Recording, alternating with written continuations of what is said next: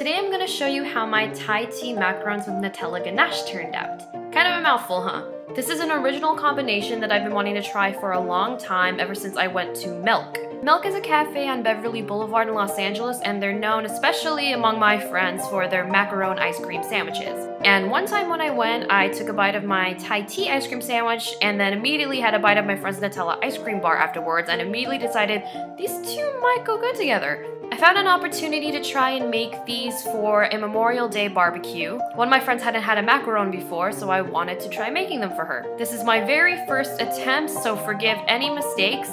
We can both use this video as a learning tool, and as I perfect this recipe, I can show you corrections I made along the way. Now, first of all, I got the recipe for the shells from Love and Macarons, and that recipe is in grams.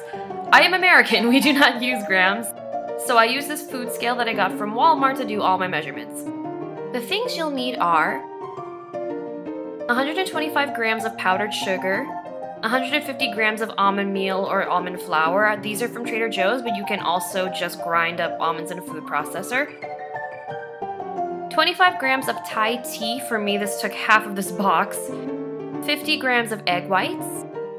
And for the Italian meringue that goes into these previously mentioned ingredients, you'll need 120 grams of granulated sugar, 55 grams of egg whites, and 40 grams of water. In a food processor, throw in your almond flour, powdered sugar, and Thai tea, and process until finely ground. Then you'll sift it into a large bowl. Now add the 50 grams of egg whites and mix it until it's a dough-like consistency. Cover in plastic wrap and set aside. Now let's get started on our meringue.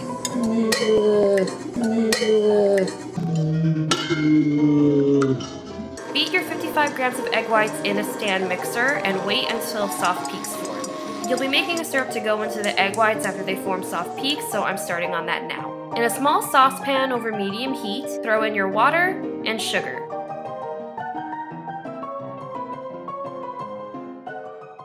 When the mixture gets bubbly, take it off the heat and pour it into the egg whites. And turn up your mixer to about medium-high speed. Now you can beat it until it holds a nice, stiff, shiny peak. Congrats, you have meringue. Now fold the meringue into the dough. I threw in a third of it first just to lighten it up and then threw in the rest. I folded by scooping around the sides and folding it into the center. You'll know the batter's ready when it falls off the spatula like a ribbon.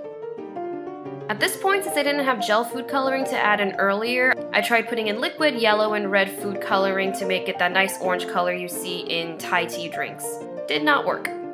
I threw it into a giant Ziploc bag and snipped the tip to make piping easier. I preheat my oven to 300 degrees before piping the shells. Sorry for the steam, my dad was boiling some potatoes. I wanted to make them smaller since I wanted a lot for this barbecue, so I found a pink container in my house where the cap was 1 inch in diameter. On 2-bit pieces of parchment paper, I traced the circles. I piped the shells into the circles, starting from the edges of the circles and swirling around until I got to the middle. After that, I let them dry for 15 minutes. I'll explain later why this is the biggest mistake I made. While they're drying, let's start on the Nutella Ganache. I got the recipe from Italian Food Forever. You'll need half a cup of heavy cream, 3/4 cup of dark chocolate, and 3 tablespoons of Nutella. Have I mentioned that I hate opening these cartons? You think I'd learn by now how to open these after kindergarten. Heat the cream in a small saucepan just before it begins to boil, then put in the chocolate and mix it into the cream until it's melted. Then you'll add your Nutella and blend it all together. I put it in a separate bowl and refrigerated it for about an hour, just to firm it up. To be a little bit more traditional, since usually macarons have the same flavored filling and shells, I tried out the filling from the Thai tea macaron recipe with some leftover almond bark. Now that the shells have quote-unquote dried, I put it in the oven, baking them for 10 to 13 minutes. Now take your shells out of the oven and let them cool completely. You'll see why the drying time led me to my first problem. You see, I'm supposed to let them dry completely, even touching them to make sure that they're dry. But I was in a hurry, so I just figured it would be okay drying for only 15 minutes even though it hadn't dried completely.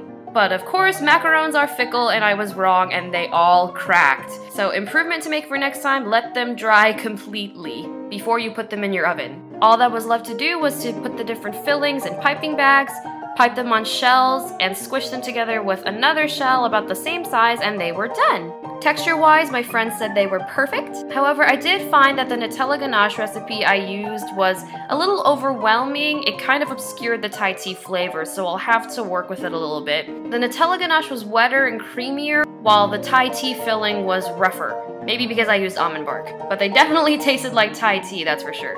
So some notes for myself to make for next time I try to make these. Find a lighter tasting Nutella Ganache while still retaining the Nutella flavor. Let them dry completely, and perhaps try some gel food coloring. Maybe that'll give it the orange color I like. I don't think the shells are a displeasing color necessarily, but I would like them to be more orange and vibrant. If you have any tips for me, please let me know. I've only made macarons one other time than this with some friends, and would love to get to perfecting them. Thank you for watching, and tune into next week's Delicious Domingo, where I'll be using the leftover yolks from the egg whites to make creme brulee. Bye!